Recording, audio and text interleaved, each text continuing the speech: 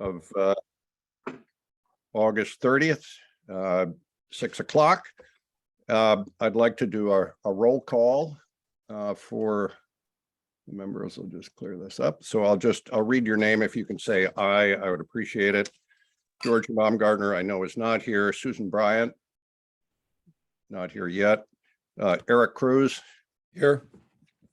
Tim Davis is here. Lucy Hewitt, Here. Lori Gibbons, here. Sean Keneally. Here. Okay, so that's 5. And so I believe that's a quorum. Jeff is also here, Jeff Hartwell. Oh, Jeff is here. Yeah. Oh, yeah. Hi. Hi, Jeff. Thank you. Okay. Well, great. So first of all, let me welcome you all to come here. We've got a lot to cover tonight, and I appreciate you being part of this. There's a lot going on in the harbor, as you know. We don't have minutes yet for the past meetings, and I confess I'm a bit remiss in getting those. I will try to catch up with those and get them done. My highly compensated executive assistant has been letting me down, but we'll work on that. So the first thing I'd like to do is ask Lisa to give us an update on climate resiliency and the climate resiliency project and where we are and where we're going with that. Lisa, if you would do that. I'm happy to. There's not a lot to report beyond the fact that we finished 3 program series, which weren't, I believe, as well attended as we could hope, but they have been recorded and they are available to anybody who wants to see it. The first, as you know, was an assessment, by noted experts on, a possible impact of weather, the changes in the weather over the last couple of years to the town of Cohasset. The second program was a program with our staff and various offices in the town of Cohasset, telling us about what they see as infrastructure and public safety impact that they are concerned about or can report about or are hopeful about. And then the third program, most recently on in the middle of June, or was it June 22nd? I know we had to change the date. We had Representative Moschino and Carolyn Mecklenburg from the Greater Boston, the Office of Energy and Environmental Affairs. She's a regional coordinator, and they are the epicenter of funding for one of the funding mechanisms for Massachusetts for this sort of response or request for funding for response.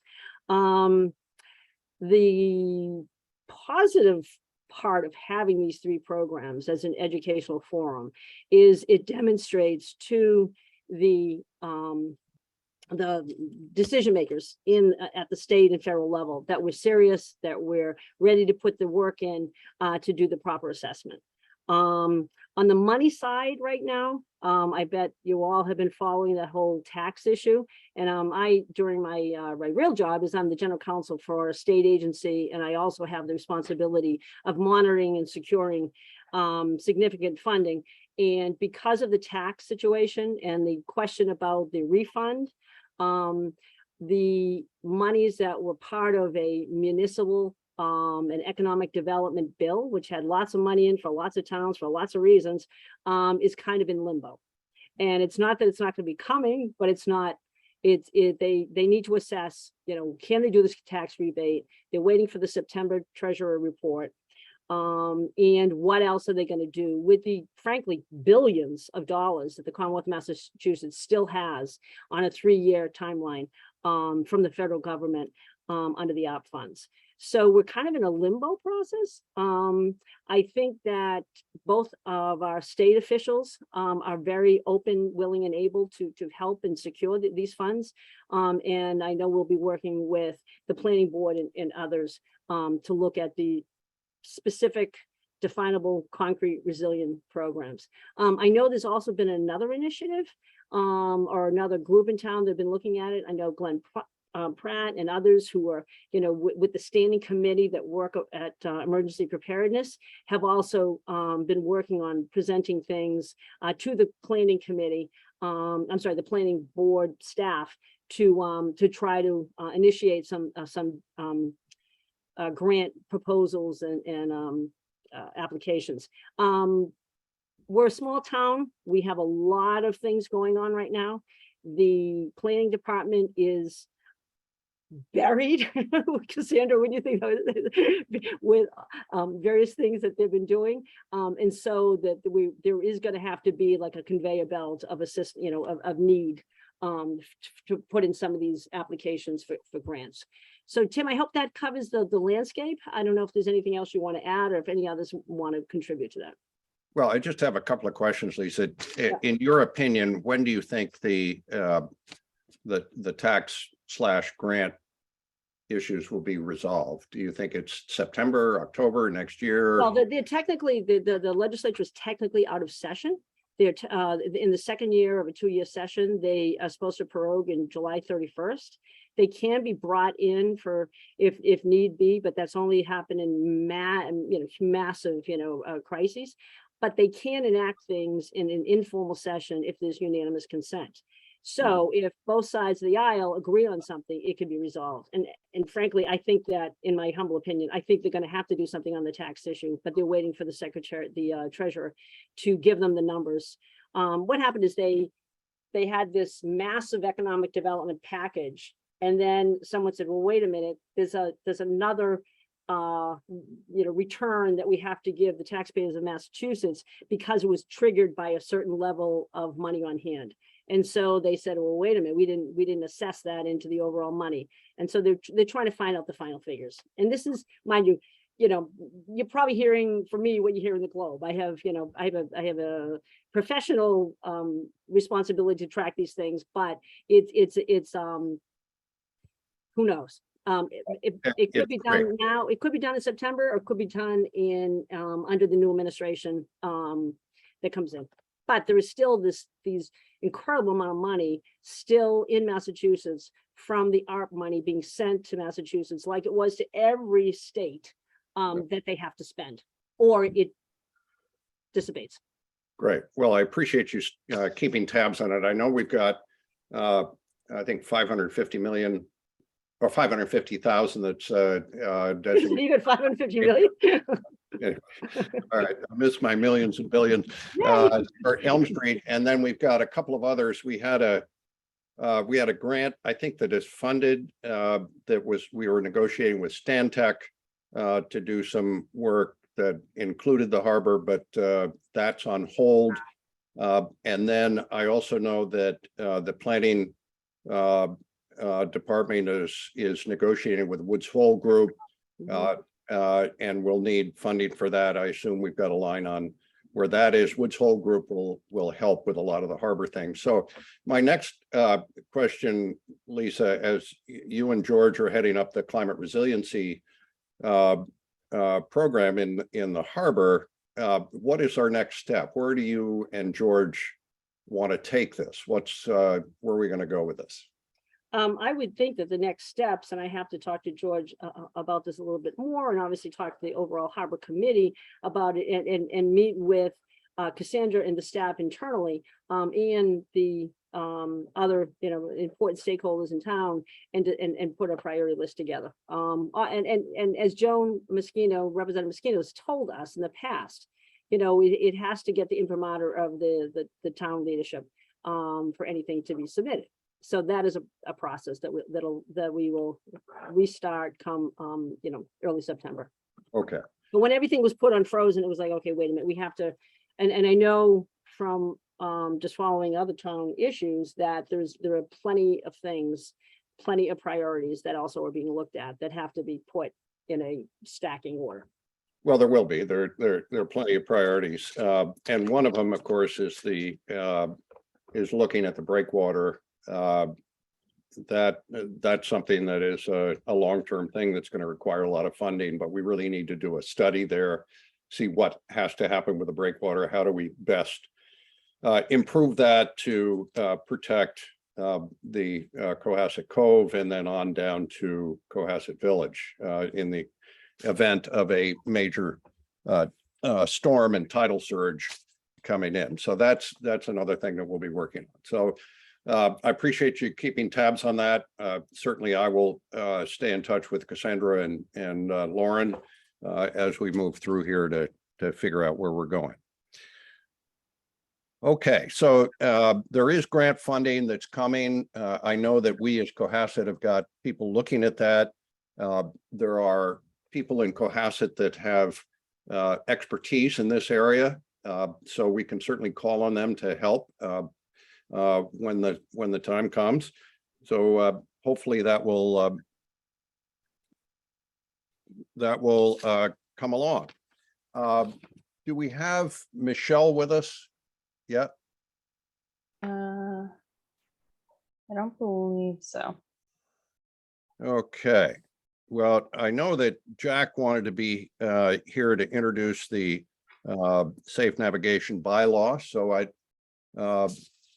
really would like to have Michelle talk about the updates on the harbor projects. But if she's not here, I will tell you what I know, the little I know, having talked to Michelle and to Carlos Pena, who is the engineer who is working on some of these projects. The conveyor system, which if those of you that were involved, I see Adam's here, Adam was involved in this. We, a number of years ago, I think, my mind gets a little foggy, but I think it was pre-COVID, we had intended to put a conveyor system on Government Island to help the commercial fishermen there. But as we were doing that, we found that Government Island does not have a Chapter 91 license. So we had to pivot, and Lori Gibbons and Michelle Leary pivoted beautifully and figured out a way to put a temporary conveyor system down at Lawrence Wharf. Unfortunately, with the COVID and supply chain issues and all kinds of other things, that just took too long. And I will, when Michelle gets here, she can more fully explain it. But I think basically where we are with that, with Government Island moving along fairly quickly, and Michelle can talk about that as well. I think what we're going to do is move the conveyor system to Government Island, make it the permanent one there, and not do a temporary one at Lawrence Wharf. But I see Michelle is here. Jack Creighton is here. Why don't we, seeing as how Jack is here, thank you, Jack. I assume we have a finance director. Now that you've done that duty, you can multitask and come over here. Jack Creighton, for those of you who are on that don't know Jack is the chair of the Cohasset Select Board and the liaison to the Harbor Committee. Jack has been instrumental and heavily involved in a lot of the things going on in the harbor, and has worked with us on this issue of the safe navigation bylaw. So with that, Jack, I'd like to turn it over to you if you'd like to introduce that to the committee. Well, actually, thank you, Tim, and thank each and every one of you who've been here for all these things with the harbor. It's crucial. It's a key part of Cohasset. We were fortunate that we discovered that there was actually some legislation passed by the Commonwealth, by the legislature in the distant past, in which recognized that Cohasset Harbor, although legally part of Plymouth County and of Scituate, that is effectively part of Cohasset. So the legislature passed an ordinance or a law which recognized a portion of that. So we were aware of that, and I instructed as chair of the select board, we do the select board basically decides town council. So I asked our town council to figure out if there was a way in which we could incorporate what we are entitled to under that law into a Cohasset specific bylaw that she would be comfortable with. And Amy Caswell is the attorney who handled that. She worked on that, and I know she spoke to a number of people, constituents around the harbor, and she's put something which you have seen. Now, what we're doing tonight is we want to make sure that the Harbor Committee, which is an advisory committee to the select board. Now, an advisory committee means that you're not the legislature, you don't pass it or not pass it, but you advise the select board. So what we wanted to do is bring it to the Harbor Committee for you to look at it, give your comments. If all of you like it right away, you can recommend it favorably. You can decide that you want to think about it and come back later.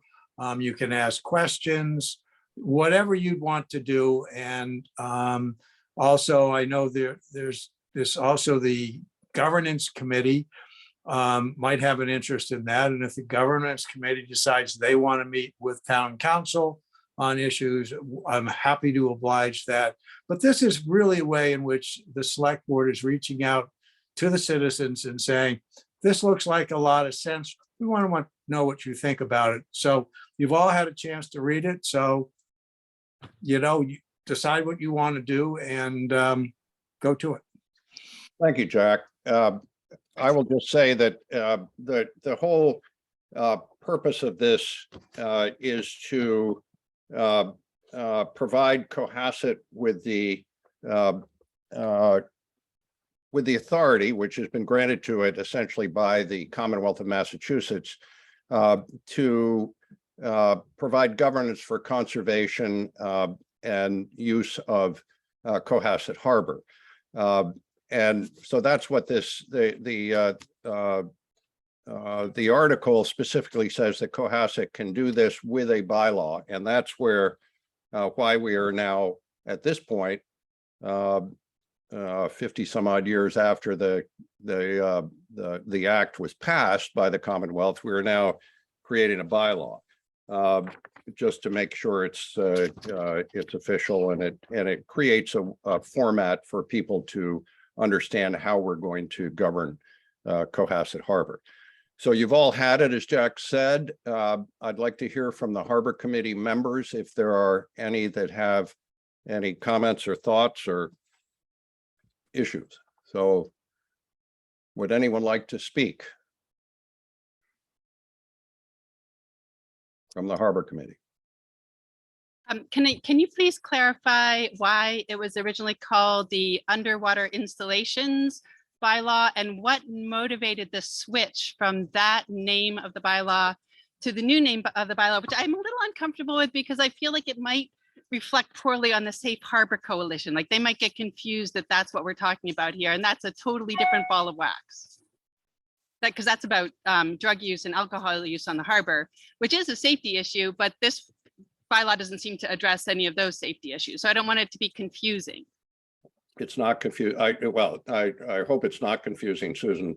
First of all, I don't know what you're referring to as the first underwater, whatever. I didn't see that one. But you sent it out. It was your attachment. You sent it out. It was the Underwater Installations bylaw.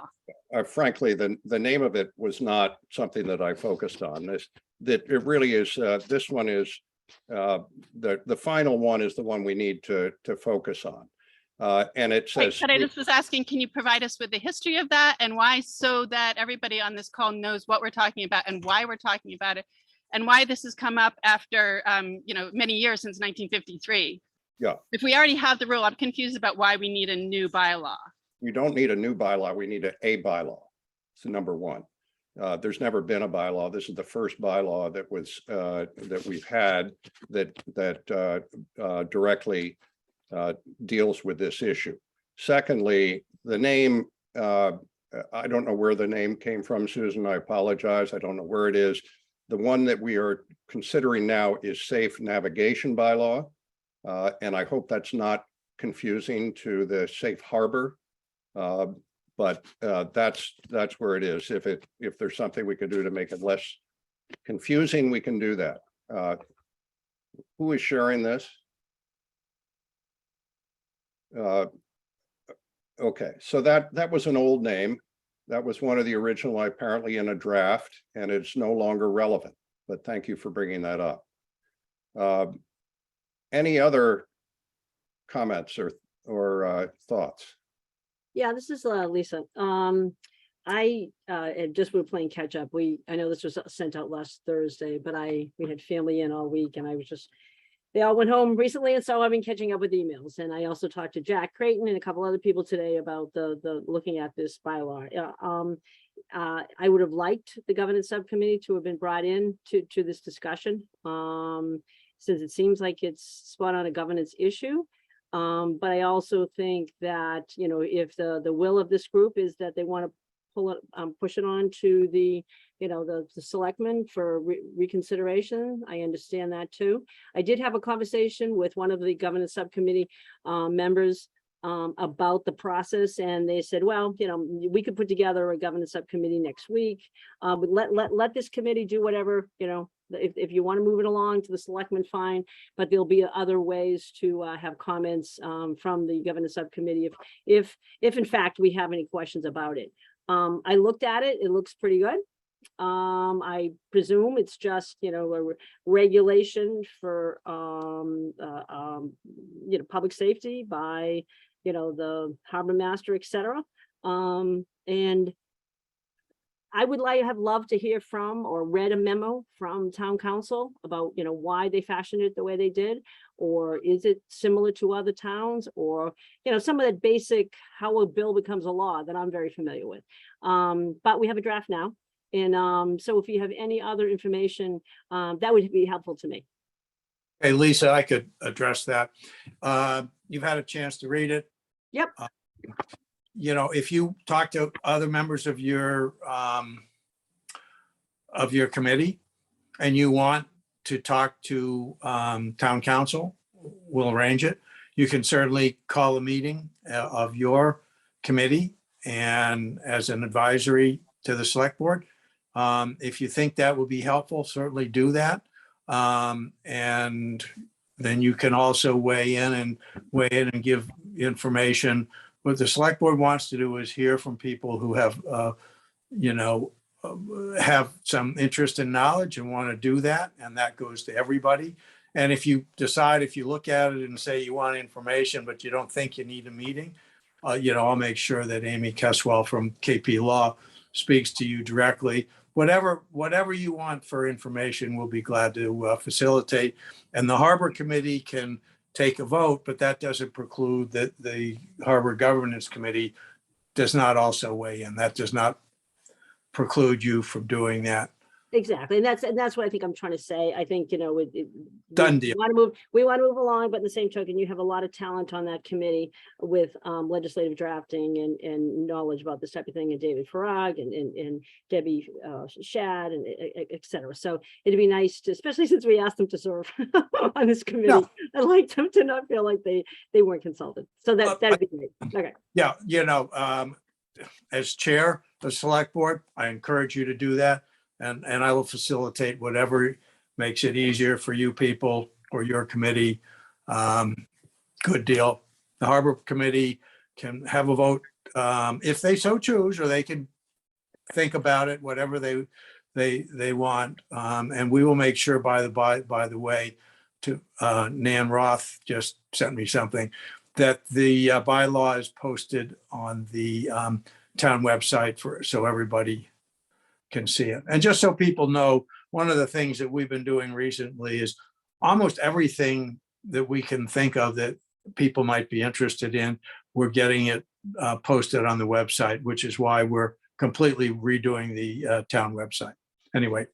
One of the things I think would be really helpful for me is to hear from the harbor master. I understand that you said you reached out to people that I already on it. I presume, hopefully, that harbor master was one of those individuals. So I'd love to hear what she's thinking of it. Give her a call, invite her to your meeting. She's online. Well, we're gonna be. Lori? And here, Lori, do you have any comments about this? Lori? Yeah, I'm here. I'm just have to press the right buttons. Okay. Um, All right. yeah, I think this is a great bylaw. I think it will, help with, overseeing that area. And, you know, in order to be able to make sure it stays a recreational area. I think it's fantastic. Mhm. That's about all I have to say. Thank you, That's Lori. great. All right, thank you.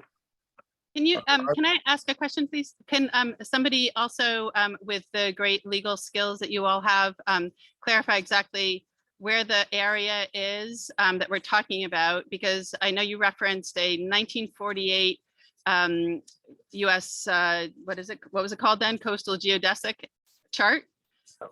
So can we just remind everybody on the call exactly the area that we're talking to? Because I know there's some people who fish out there, and I want them to have absolutely accurate information about what we're talking about. We're not talking about just the area where people pull up their boats on the flats, including some commercial kayaking entities.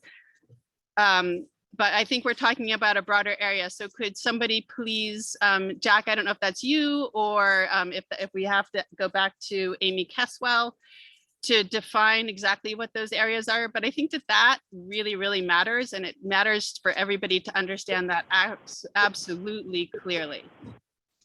I think, Tim, didn't you already have that out? Or did Amy have that? I know I've seen it. Yeah, it basically is Cohasset Harbor, which is defined on all the US government charts, that essentially goes out to the beginning of the channels that come into Cohasset Harbor. And there are 3 channels, as you know, that come into Cohasset Harbor. So for all intents and purposes, it goes out to a line between the Glades and Whitehead. And actually further than that, depending on, you know, how the state and federal government define their waters. So, you know, from one perspective, it could go out all the way to Monets Light. But essentially what we're talking about is Cohasset Harbor, which on all of the US charts is essentially the body of water that starts from the tip of the Glades to Whitehead and then in toward Cohasset Cove. But it's not, there's no mark of delineation on the chart, is there? It's not like international waters, coal regs, or any of that. It's sort of like the Atlantic Ocean, Susan, the Atlantic Yeah, so Ocean. it's not very specific. That's No, what it's not, but I'm concerned about, because if you're putting lobster traps down, Yeah, if you fish out there and you're putting a lobster buoy down, lobster trap down, you need to know whether you're in that or out of that. right. And so I just want that to be really clear to everybody and all across. I want all townspeople to really understand what we're talking about. I want transparency in everything. Good, absolutely. Maps. Why are we looking at a 1948 chart that I don't have even in the Bryant family collection of Cohasset charts, which is pretty impressive. We don't have that here. I do have the 1853 one, but I don't have the 1948 one. And I had to look online for Landfall Marine, which still has one that you can buy. That seems like an odd form of reference to use when we have ArcGIS and we have DMF and we have other maps that are much more current and involve the area that you're talking about in a much more specific way, because those charts were made for navigation specifically. Yeah, well, that's great. And your point is well taken, and we'll certainly look at that. Well, on this bylaw, one of the exemptions in the regulated area is the lobster pots and traps and their buoys, so it's not going to affect the commercial fleet at all. Yeah. Right, So and they're yeah, not- unless they can put all, Sorry. They can put all their gear in that they want. right, unless they switch to a different species. If lobsters become too scarce and they want to switch to a different species, then they are absolutely not covered. and they are in fact in violation of this regulation, it appears to me. So that's where I think that we need to be very, very clear, because we're talking about climate resiliency here. If you go out to that area that you're talking about right now, this summer, it's a friggin' desert. It's a disaster. It used to have lush eelgrass 2 years ago and all sorts of crabs and flounders and lobsters. I have seen nothing. It's like a desert underwater out there this year. It's really disturbing. So I don't know what that does for the lobstermen, because I am not a lobsterman, so I appreciate eating them, the lobsters. I think that if we're talking about climate resiliency and resiliency of our townspeople and resiliency of our local economy, we need to think futuristically about what fishermen can and will be doing that is sustainable for the future. So that involves a lot of different things than doing the way we've been harvesting for centuries, because now we have a lot of species that are overfished. We have species that are moving away from our beloved harbor, and we have radically different ecological systems out there. This year in particular is absolutely frightening. I can say that's why I run the eelgrass project. Okay, thank you, Susan. Tim, So my can point is, when we are making laws for this town, they should think beyond a few years in the future. They should think 20 years in the future at least, and think about making it sustainable for local fishermen to survive in a number of ways, not just lobsters. Well, I totally agree with you. I am in 100% agreement with you. And that's why we're doing what we're doing at Government Island, to making that a infrastructure resource for all kinds of fishing. So we're certainly doing it. I appreciate that, Susan. Does anyone else on the committee have any comments? And when I'm finished with the committee, I will open it up to the public for comments as well. But does anyone else on the committee have a comment on this?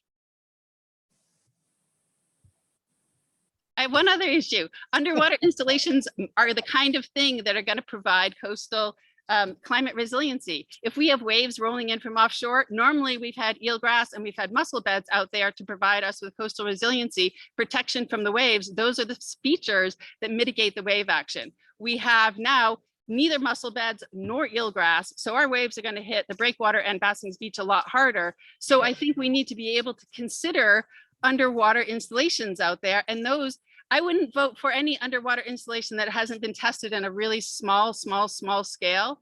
So I've been trying to talk to people who are interested in coastal resiliency and are in state and state government to see how might we develop some of these techniques before spending a multi-million-dollar project that might fail. Like, you actually have to have a small scale experimental underwater installation before you invest a huge amount of money in something that is untested in your own waters. So I believe that there's going to need to be, and particularly for the breakwater at the very least, a lot of underwater installations out there. And I'm concerned that this particular bylaw is just way too quickly done, shall I say? I don't know. It's not futuristic. It's not big thinking. It's small and regulatory thinking. And I think it also risks, putting us at odds with the people that are talking about increasing public access, because this law is regulating the access of people being able to land things at our public landings. So that is not, and it's also limiting commercial ability to anybody who's a commercial activity can't beach a boat out there. So that would mean that anybody who's going to run a kayak tour, an eco tour, something that involves people in the knowledge about the estuary and getting out there and experiencing our wonderful harbor, after which they would probably come back and dine at our wonderful restaurants and our lovely new places on the water. Those commercial enterprises need to be able to beach a boat. So that wasn't really thought out very well either. So I'm just really concerned that this was a kind of a push this thing through without proper thought, and I'm going to vote no on it. Thank you, Susan. I appreciate your input. Is there anyone else on the committee besides Susan that has something to say? Tim, I just want a clarifying question about what is a timeline? I know the hope was that we were going to be able to get this to town meeting relatively in the next cycle, but I don't know what the timeline is on that in order for people to have an opportunity to comment further. Sure. I mean, we are merely an advisory committee. We have no adjudicatory or certification, ability, but so I'd love to have a sense of, when would be going to when it would be sent to the selectmen, and will the selectmen have a hearing on it, or will it then just be sent, and submitted for the town meeting? Just a timeline. Okay, Okay, well, that's going to be hard to give a timeline, because after we've got some feeling from this committee, and I hopefully will hear from your governance subcommittee, it will go on the agenda for the select board meeting, and the select board will discuss it. And they'll decide whether they want to get this on the warrant for either the special town meeting or the spring town meeting. And the select board will decide that. But what we wanted to do is and whether the select board says we want to have some further hearings on this.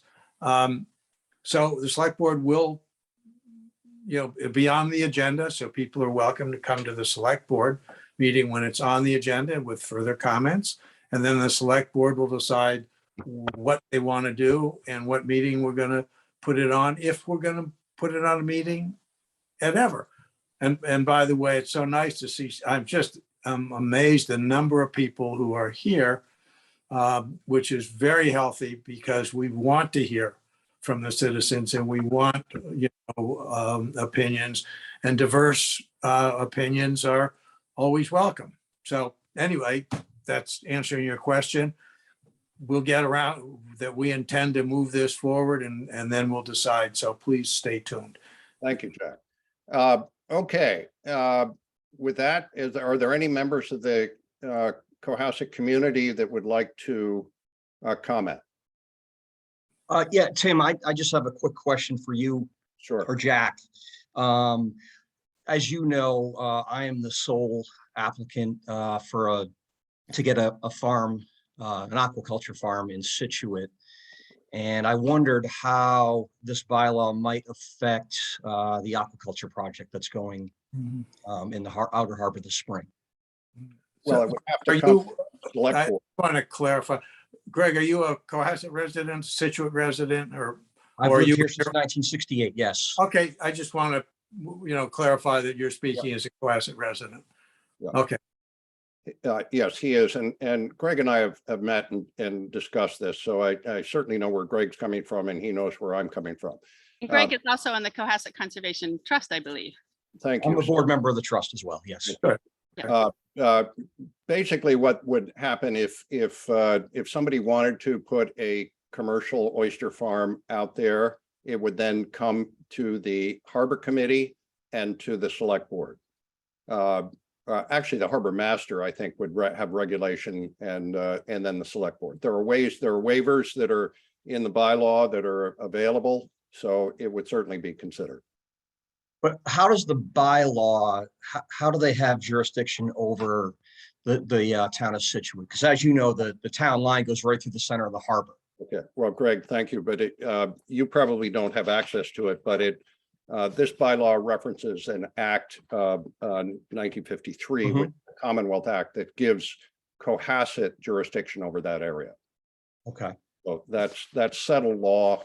That's been in place for many, many years. Yeah, because Cassandra, can we get that up on the website too? I just feel like everybody should have all this stuff available to them. And I think that's what that training said we should be doing. The 1954 Act is on the website. Okay. Well, it's chapter 54 of the Acts of 53. Yeah. Sorry, you just opposed it. Yeah, it's not so easy to find stuff on the Cohasset website, so feel free to explain it to people.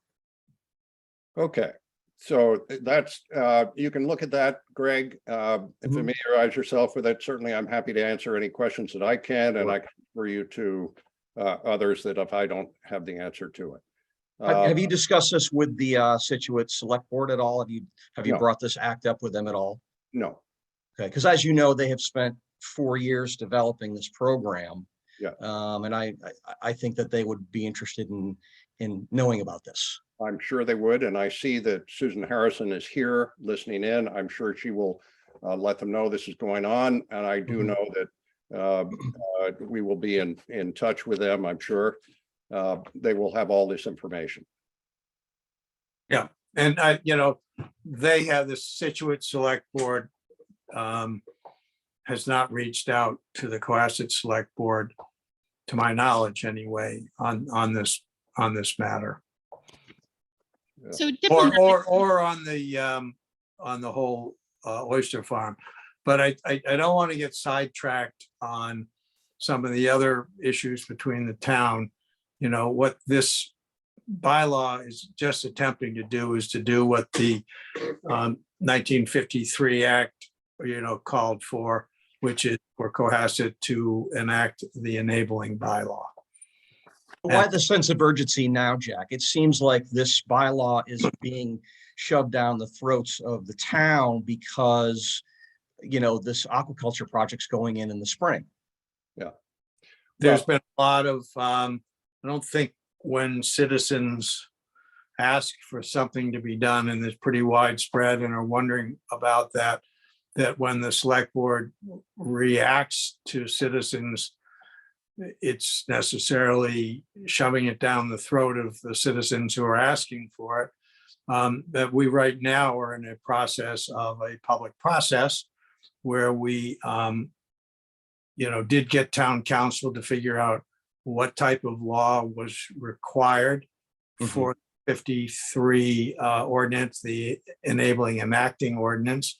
Now we're bringing it to the public, so the public is aware of it, and it's a very open process. There'll be plenty of opportunities to speak to it. That's what we're really trying to do, and there's no better proof than the fact that this is going on. And I've been to a lot of meetings, and I'm looking at the absolute large number of people who are at this harbor meeting. So we've clearly been successful in getting the word out to listen to people, and I hope to continue. And the harbor committee does not have the final say on this. They're advisory. We're seeking public advisory. If Susan and the governors decide they need further public advisory, we will make the town council available to Susan and government advisory. But we'll let the lawyers have a great time with it. So we are really trying to open it up and give everybody a chance to do this. So. Jack, are you aware that Tim is chair of the Friends of Bassing's Beach? I think everybody in town is aware of that. Okay, all right. And you're aware of the lawsuits that that group, hundreds of thousands of dollars in legal fees against us to stop the farms. We are not a party to that. I know you're not. I think it's important that people are aware of it. And I think Tim should recuse himself from this discussion because of his affiliation with the Friends of Bassing's Beach. This is a select board initiative on this particular issue. This is not Tim Davis's. And if whether he should recuse himself under law, that is a decision that he would have to make if he felt that he could not. Oh yeah, I'm asking. I'm just asking. I know what you're saying. He should recuse himself because there is a conflict of interest here. It is good for sure. It is good to bring it up. Wait a minute. Hold on a second. I'd like to know what the conflict of interest is here, because what the Cohasset Harbor Committee is doing is trying to preserve and conserve Cohasset Harbor for the purpose of recreation and environmental protection for Bassing's Beach. and the fishermen, the fishermen were at the top of our list. I have, Susan, please, Susan, if you don't let's- mind, can we mute Susan for a minute till I finish? Well, we don't mute anybody, but however, if Susan wishes to speak, please raise your hand. Yeah. And we also want to see, Mike Dick's hand is up. So my humble suggestion, although I'm not chairing this meeting, is that we make sure that those people have their hands raised or participate. Okay, well, thank you, Jack, and we will do that. I would just like to say, I don't see a conflict here at all, Greg. I see this as a two groups that have similar interests, and they are pursuing different paths. So there's no vote, as Jack has pointed out. This is advisory. I can recuse myself from any vote. There's no vote here that at the moment. But there's really no conflict of interest. Certainly, my interests are not in conflict. They're absolutely together. So with that, Mike, you have your hand up. Would you like to comment? Hi, I have a question for Cassandra. Tim, you had mentioned earlier that we would like to get a study going for the breakwater to see really what we're up against. So Cassandra, I just wanted to make sure that we on the Capital Budget Committee and obviously advisory as well, get an early heads up on what that number might be and when that request would come in. Would it come in for our fall town meeting coming up? Or would it be put off to the spring? So just a couple questions there. I have one suggestion on the bylaw being visible on the website. I just went over there. I did a search on safe navigation, couldn't pull up anything. So my suggestion and my recommendation is, could we put on one of the headlines there on the website, here's your link to the safe navigation bylaw, you know, something that Justin Schreier might do for us. And that's it from here. Thank you. Sure. Sandra, Um, can you make it so? I don't know if I have any access to the No, but headlines, but the Could you just remember to ask Justin to make it so? yes, I will do Right. that. And in terms of your comment on where to find the bylaw, it's on the Harbor Committee page underneath other harbor related documents. It's the first link. If that's not working for some reason, I can certainly have IT look into it. It's working from my end, but definitely let me know. And in terms of breakwater and monetary things, we can certainly touch base on that. Okay, thank you. Mhm. Is that it, Mike? You done? Okay, I see Susan Harrison has her hand up. Susan, could you state your name and address, please? Sure, Susan Harrison, 12 Border Street in Situate. I just have a question on the act, the Article 53 or something. We can't open that. Can I somehow get that act? I see the link online, but it's we haven't been able to open it. Cassandra, could I email you and you could email me a copy? A lot of the links on your website don't actually go to documents. Interesting. Okay, I'll definitely have IT look into that. Yeah, but could I But yes, you can If email I me. email you, could you send it tomorrow? Because we've been trying to get this for a while. If you email me, I can send it today. Thank you so much. You're welcome. Any other comments? Just as a point of information, you can get most of those, anything like that, on the mass.gov legislative page. There's a field for acts or laws. You just have to make sure that you put, the right act and the right law for the right year, and it will come up in case you have problems with other links. Okay, thank you. Thank you, Susan. Any other? I'm Lisa. Right, any other? Lisa, thank you. I was my sister. I know. To me, his name's Susan, so I'm used to being called Susan. Okay, all right. Any other comments? So, not hearing any, how would we like to proceed with this? I know that Susan Bryant has made her comment. Eric, can I poll you? How do you feel about moving this to the select board? Eric? Are we taking a vote or how do you want to handle this, Tim? I'm not taking a vote at the moment. I'm just trying to get you a sense of where you are. What would you be comfortable doing? I'd be okay moving this forward at this time. Okay, thank you. And I would, Lisa, how about you? I'd like to see it go to selectmen, but I'd like an opportunity for the selectmen to have some sort of hearing on it. Oh, we will. We That's will. all. I mean, if Jack as a chair is telling us that there's going to be, some sort of process, Absolutely. then I'm in favor of moving it forward for an ability for further discussion. Okay. And Absolutely, yeah. I would add to that, Lisa, if you could get your governance working group together and just review it and give your comments, that would be very helpful as well.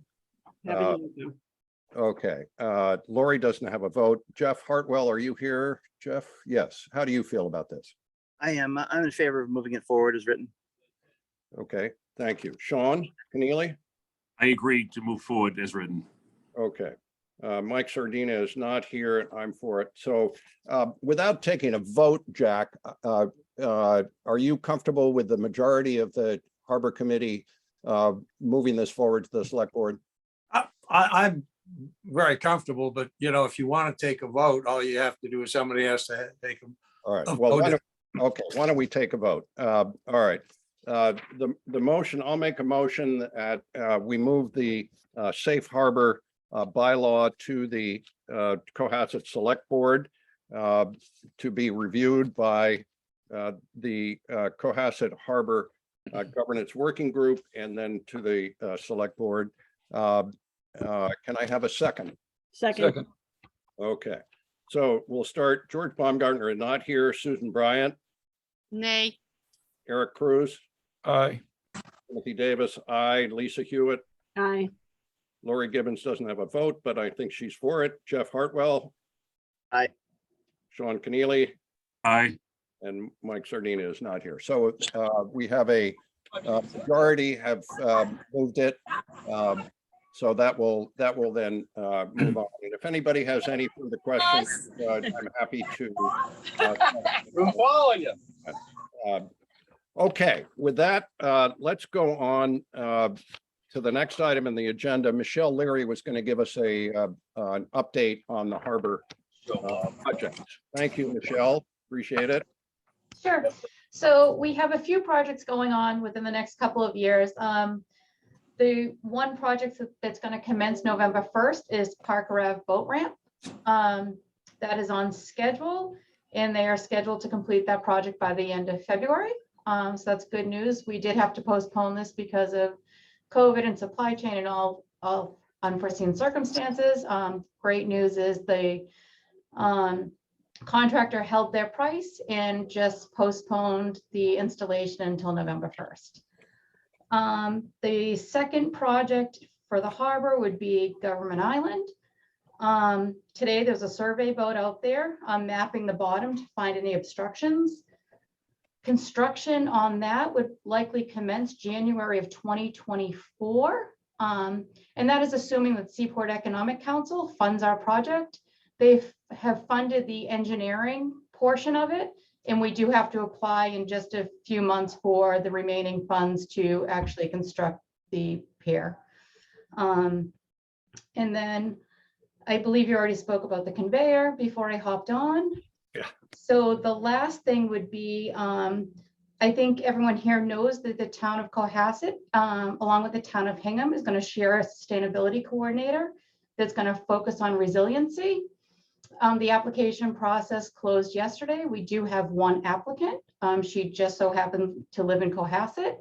They're going to reach out to her and we will begin interviews. And if she is the right candidate for the position, she will be on board within the next couple of weeks. That's great. That's terrific. Now, is that the one that Woods Hole would be involved in? Or is that a different thing? I'm not sure. You would have to ask All Cassandra. right, I know that Lauren has been talking to Woods Hole and that's moving along, but I don't know where that is. But that's very good news, and we should certainly get the climate resiliency group together to meet with this person once we've got it settled. So that's Sure. great. Thank you, Michelle. You're welcome. And Michelle, don't forget, we would love to have anybody who's involved in resiliency come talk to students at CSER. That's kind She of, actually happened to be a former student of yours, so I think that would be great. thank you. Okay. That concludes our agenda as published. Does anybody have anything else that they'd like to share with this committee? If not, then I would like to thank you all very much. This has been a very lively discussion. Appreciate all the input. If you have further input, certainly you know how to get a hold of me, Jack Creighton, or anybody else that's involved here, please do. Susan Harrison, if you have difficulty getting that act, let me know. I can help you with it. I think Cassandra is much more qualified than I am, and she'll take care of it for you. Anything else you need, let me know. But with that, may I hear a motion to adjourn? Motion adjourned. Second? Second. Okay, all in favor? Aye. Thank you very much. Aye. Thank you. Good night. Buddy, thank you very much. Well done. Thanks, Jack.